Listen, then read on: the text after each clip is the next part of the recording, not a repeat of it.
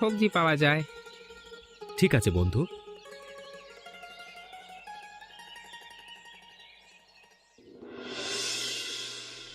এই নদীর মাছ যেমন সব শেষ হয়ে গেছে, তেমনি 2 গ্রামের মানুষও শেষ হয়ে যাবে।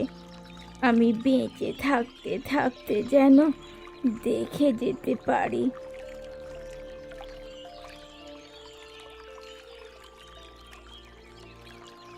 কি গো বুড়ি, নদীর ধারে একা একা কি করছো কি?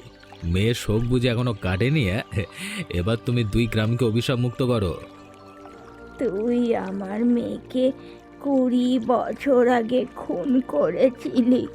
তোকে আমি এখনো পেশ করতে পারিনি, এটাই আমার সবচেয়ে বড় দুঃখ। এত বছর পরও তোমার জেদ